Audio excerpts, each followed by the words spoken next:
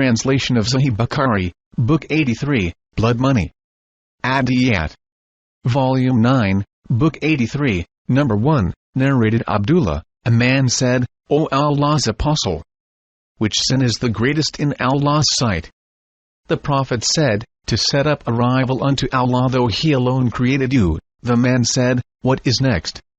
The Prophet said, to kill your son lest he should share your food with you. The man said, what is next? The Prophet said, to commit illegal sexual intercourse with the wife of your neighbor. So Allah revealed in confirmation of this narration, and those who invoke not with Allah any other god, nor kill such life as Allah has forbidden except for just cause, nor commit illegal sexual intercourse, and whoever does this shall receive the punishment. Quran 25 verse 68. Number 2, narrated Ibn Umar, Allah's Apostle said, a faithful believer remains at liberty regarding his religion unless he kills somebody unlawfully. Number 3, narrated Abdullah bin Umar, one of the evil deeds with bad consequence from which there is no escape for the one who is involved in it is to kill someone unlawfully. Number 4, narrated Abdullah, the Prophet said, the first cases to be decided among the people on the day of resurrection will be those of bloodshed. Number 5, narrated Al-Miqdad bin Amr al-Kindi, an ally of Bani Zara who took part in the Battle of Badr with the Prophet, that he said, O Allah's Apostle, if I meet an unbeliever and we have a fight, and he strikes my hand with the sword and cuts it off, and then takes refuge from me under a tree, and says, I have surrendered to Allah that has embraced Islam, may I kill him after he has said so? Allah's Apostle said, do not kill him. Al-Miqdad said, but O Allah's Apostle, he had chopped off one of my hands and he said that after he had cut it off, may I kill him? The Prophet said, do not kill him, for if you kill him, he would be in the position in which you had been before you kill him, and you would be in the position in which he was before he said the sentence. The Prophet also said to Al-Miqdad, if a faithful believer conceals his faith Islam from the disbelievers, and then when he declares his Islam, you kill him, you will be sinful. Remember that you were also concealing your faith Islam in Mecca before. Number 6, narrated Abdullah, the Prophet said, no human being is killed unjustly, but a part of responsibility for the crime is laid on the first son of Adam who invented the tradition of killing, murdering on the earth. It is said that he was Qabil. Number 7, narrated Abdullah bin Umar, the Prophet said, after me, that is after my death, do not become disbelievers, by cutting the necks of one another.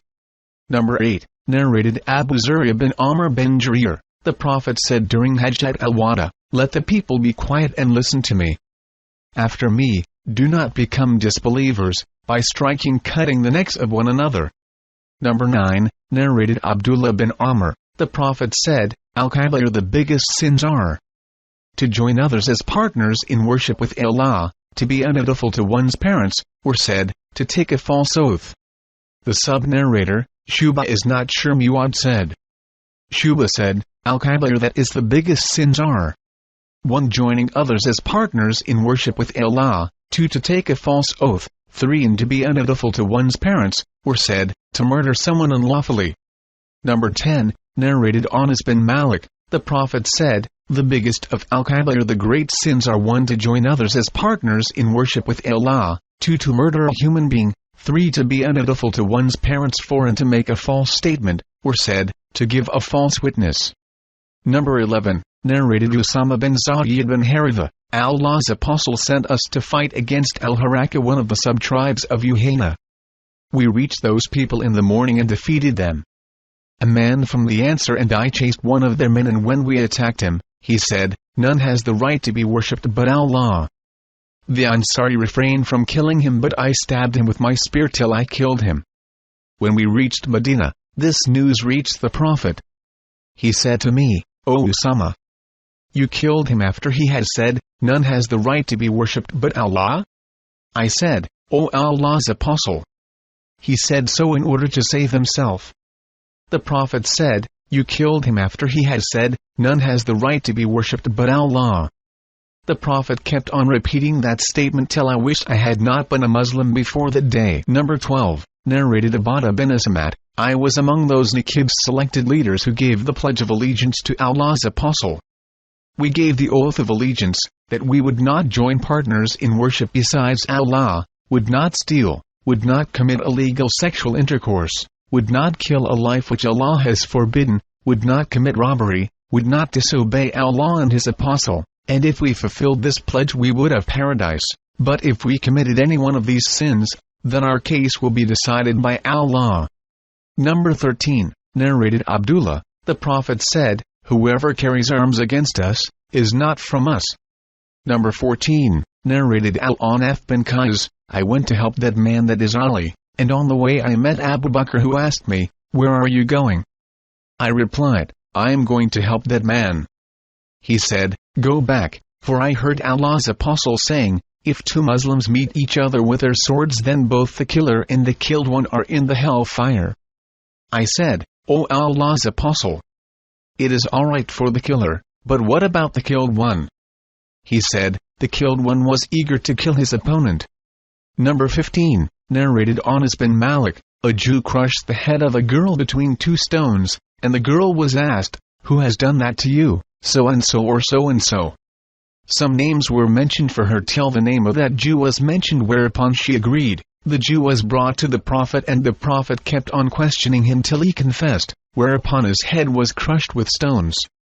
Number 16, narrated Anas bin Malik, a girl wearing ornaments, went out at Medina. Somebody struck her with a stone.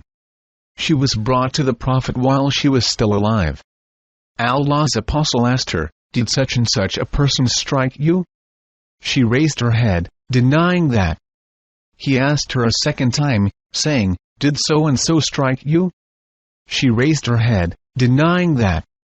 He said for the third time, did so-and-so strike you? She lowered her head, agreeing. Allah's apostle then sent for the killer and killed him between two stones. Number 17, narrated Abdullah, Allah's apostle said, the blood of a Muslim who confesses that none has the right to be worshipped but Allah and that I am his apostle, cannot be shed except in 3 cases: in qisas for murder, a married person who commits illegal sexual intercourse, and the one who reverts from Islam apostate and leaves the Muslims. Number 18, narrated Anas, a Jew killed a girl so that he may steal her ornaments.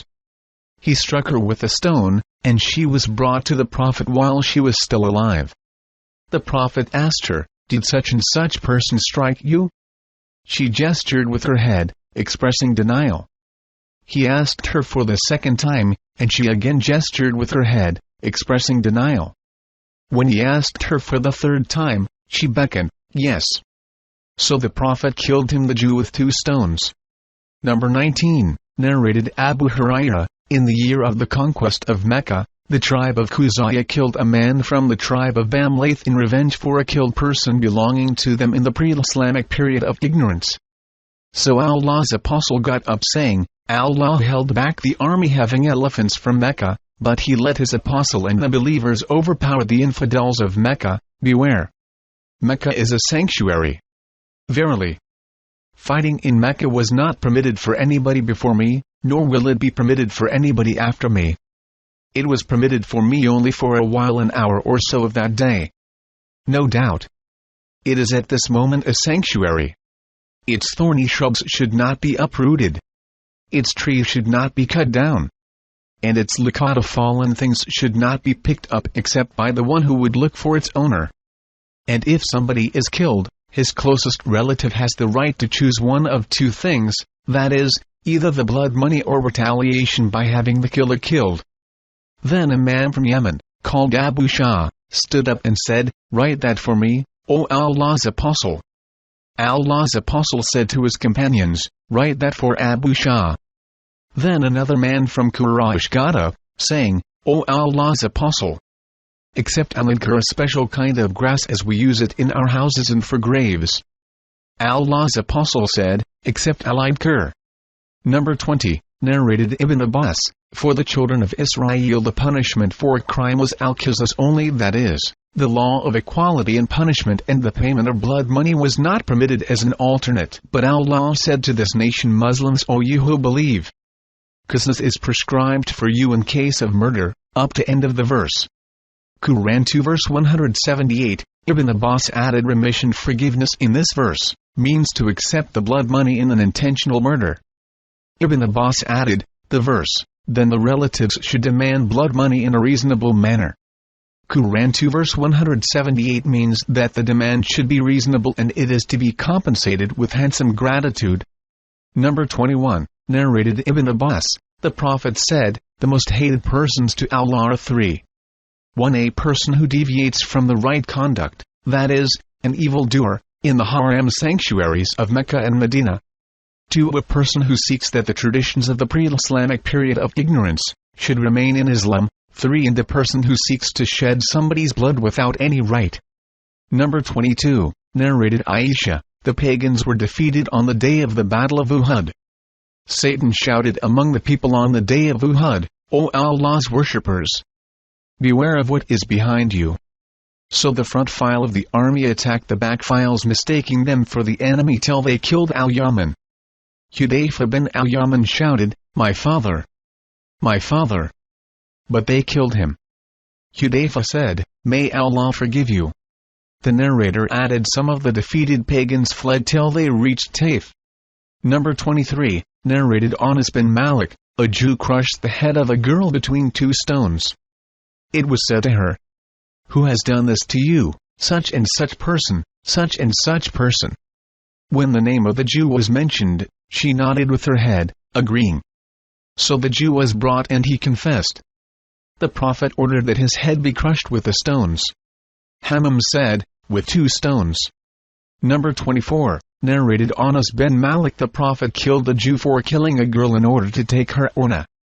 Number 25, narrated Aisha, we poured medicine into the mouth of the Prophet during his ailment.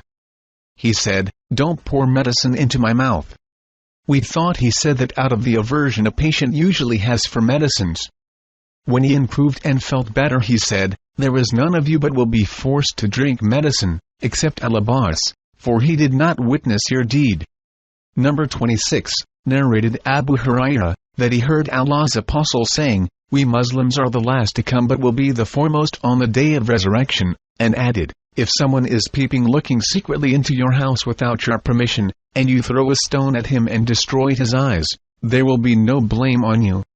Number 27, narrated Yahya, Humayd said, A man peeped into the house of the Prophet and the Prophet aimed an arrowhead at him to hit him. I asked, Who told you that? He said, Anas bin Malik. See Hadith number 258 and 259, Volume 8. Number 28, narrated Aisha, when it was the day of the Battle of Uhud, the pagans were defeated. Then Satan shouted, O Allah's worshippers! Beware of what is behind you. So the front files attacked the back files of the army. Hudayfa looked, and behold, there was his father, Al-Yaman, being attacked.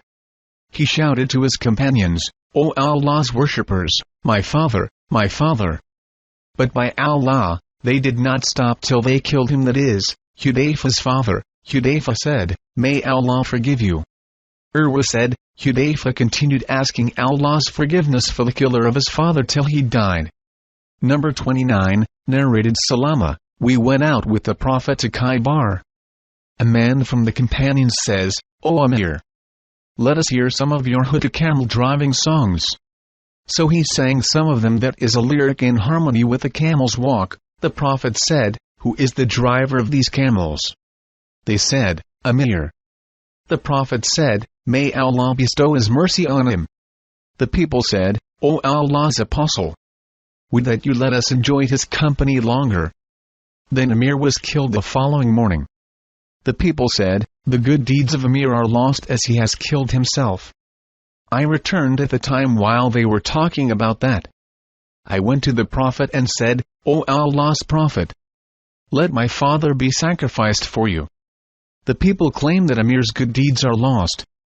The Prophet said, Whoever says so is a liar, for Amir will have a double reward as he exerted himself to obey Allah and fought in Allah's cause. No other way of killing would have granted him greater reward. Number 30, narrated Imran bin Hussein, a man bit another man's hand and the latter pulled his hand out of his mouth by force, causing 2 of his incisors' teeth to fall out. They submitted their case to the Prophet, who said, "One of you bit his brother as a male camel bites.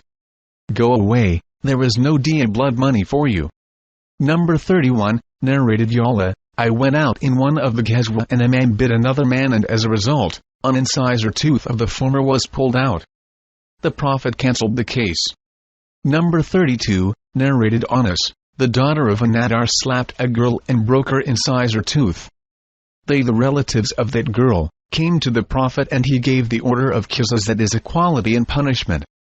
Number 33, narrated Ibn Abbas, the Prophet said, "This and this are the same." He meant the little finger and the thumb.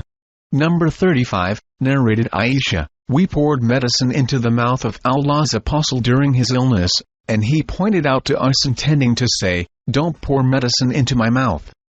We thought that his refusal was out of the aversion a patient usually has for medicine. When he improved and felt a bit better, he said to us, "Didn't I forbid you to pour medicine into my mouth?" We said, "We thought you did so because of the aversion one usually have for medicine." Allah's Apostle said, "There is none of you but will be forced to drink medicine, and I will watch you, except Al-Abbas, for he did not witness this act of yours." Number 36, narrated Sahih bin Abi Hathma, a man from the answer that a number of people from his tribe went to Khaybar and dispersed, and then they found one of them murdered. They said to the people with whom the corpse had been found, "You have killed our companion." Those people said, "Neither have we killed him, nor do we know his killer." The bereaved group went to the Prophet and said, "O Allah's Apostle, we went to Khaybar and found one of us murdered." The Prophet said, "Let the older among you come forward and speak." Then the Prophet said to them, "Bring your proof against the killer." They said, "We have no proof." The Prophet said, "Then they, the defendants, will take an oath." They said, "We do not accept the oaths of the Jews." Allah's Apostle did not like that the blood money of the killed one be lost without compensation, so he paid 100 camels out of the camels of Zakat to the relatives of the deceased as diya, that is blood money. Number 37, narrated Abu Kalaba, once Umar bin Abdulaziz sat on his throne in the courtyard of his house so that the people might gather before him. Then he admitted them, and when they came in, he said, "What do you think of Al-Qasama?" They said, "We say that it is lawful to depend on Al-Qasama in qisas, as the previous Muslim caliphs carried out qisas depending on it." Then he said to me, "O Abu Kalaba, what do you say about it?" He let me appear before the people, and I said, "O chief of the believers, you have the chiefs of the army staff and the nobles of the Arabs.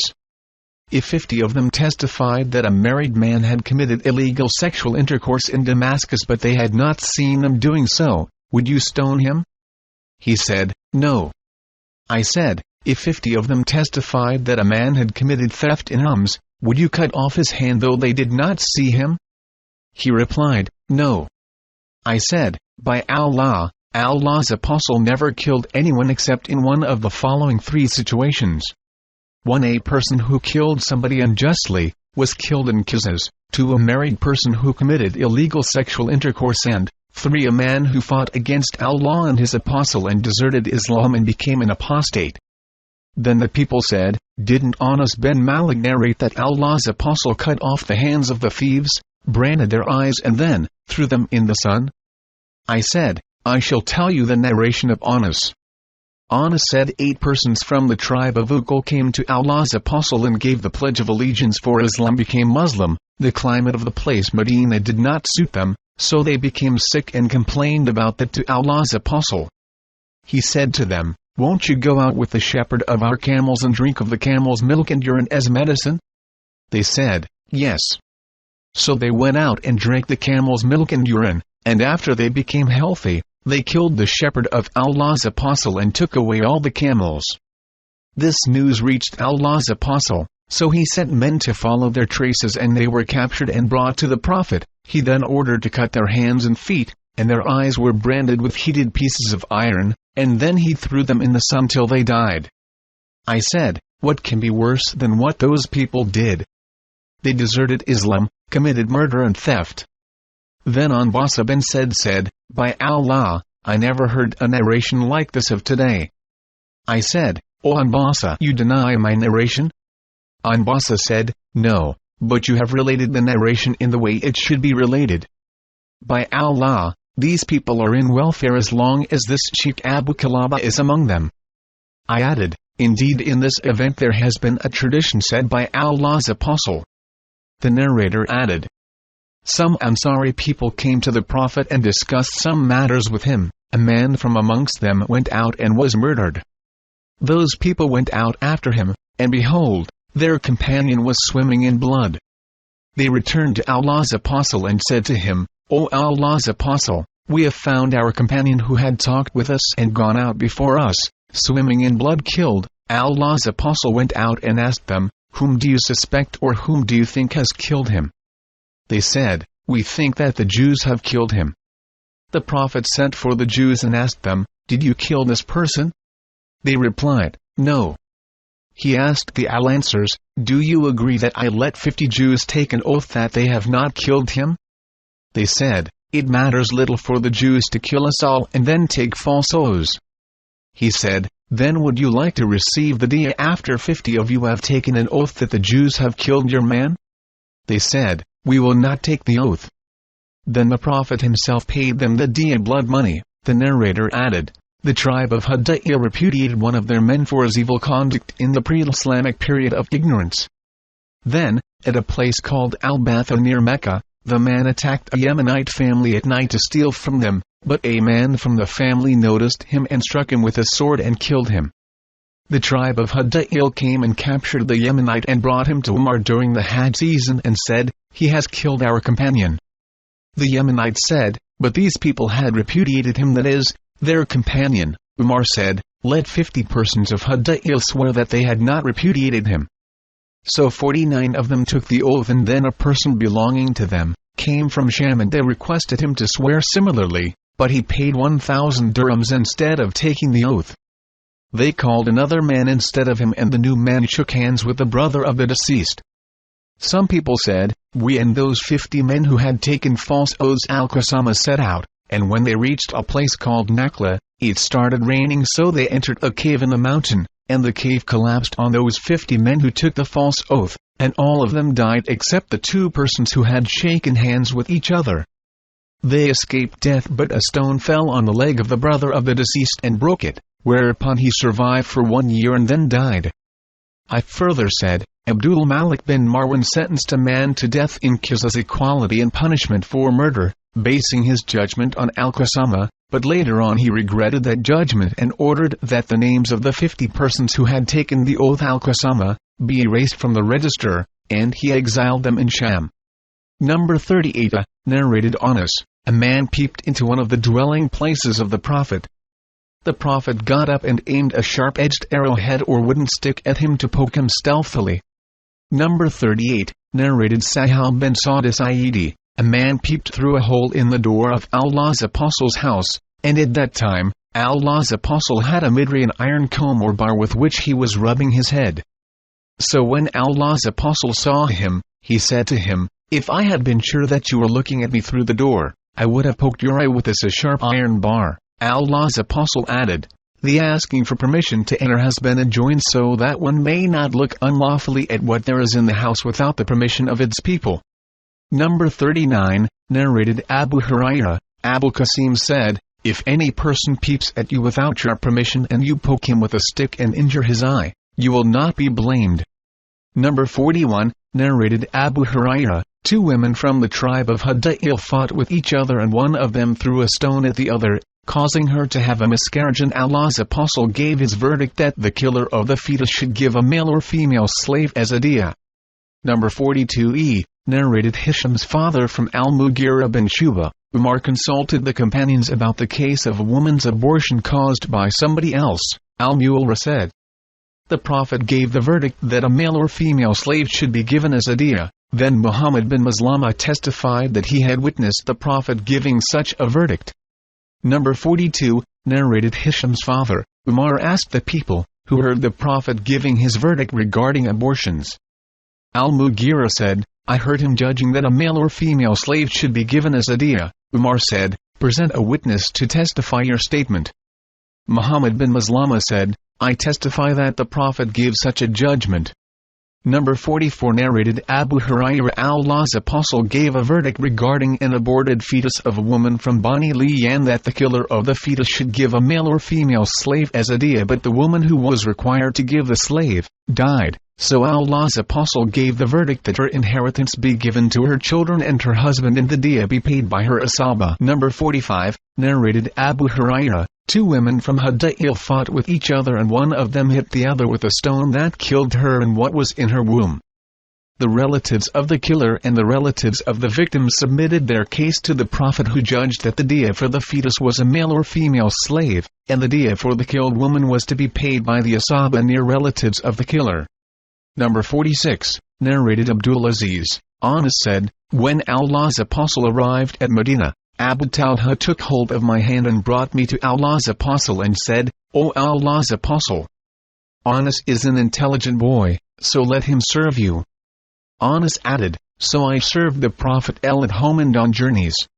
By Allah, he never said to me, for anything which I did, why have you done this like this, or, for anything which I did not do, why have you not done this like this?'" Number 47 narrated Abu Hurairah, Allah's Apostle said, "There is no diya for persons killed by animals, or for the one who has been killed accidentally by falling into a well, or for the one killed in a mine. And 1/5 of richest treasures buried before the Islamic era is to be given to the state." Number 48 narrated Abu Hurairah, the Prophet said, "There is no diya for a person injured or killed by an animal going about without somebody to control it, and similarly, there is no diya for the one who falls and dies in a well, and also the one who dies in a mine. As regards the Arika's buried wealth, 1/5 thereof is for the state." Number 49 narrated Abdullah bin Amr, the Prophet said, "Whoever killed a or hit a person who is granted the pledge of protection by the Muslims shall not smell the fragrance of paradise, though its fragrance can be smelled at a distance of 40 years of traveling." Number 50 narrated Abu Jahrifa, "I asked Ali, do you have anything divine literature besides what is in the Quran? Or, as Uyayna once said, apart from what the people have?" Ali said, "By him who made the grain split germinate and created the soul, we have nothing except what is in the Quran and the ability gift of understanding Allah's book, which he may endow a man with, and what is written in the sheet of paper." I asked, "What is on this paper?" He replied, "The legal regulations of diya, blood money, and the ransom for releasing of the captives, and the judgment that no Muslim should be killed, and kills equality and punishment for killing a kafir disbeliever." Number 51 narrated Abu said, "The Prophet said, do not prefer some prophets to others." Number 52 narrated Abu said, Al-Khudri, Jew whose face had been slapped by someone, came to the Prophet and said, "O Muhammad, a man from your Ansari companions slapped me." The Prophet said, "Call him." They called him, and the Prophet asked him, "Why did you slap his face?" He said, "O Allah's Apostle, while I was passing by the Jews, I heard him saying, 'By him who chose Moses above all the human beings.' I said protestingly, 'Even above Muhammad?' So I became furious and slapped him." The Prophet said, "Do not give me preference to other prophets, for the people will become unconscious on the day of resurrection, and I will be the first to gain conscious, and behold, I will find Moses holding one of the pillars of the throne of Allah. Then I will not know whether he has become conscious before me, or he has been exempted because of his unconsciousness at the mountain during his worldly life which he received."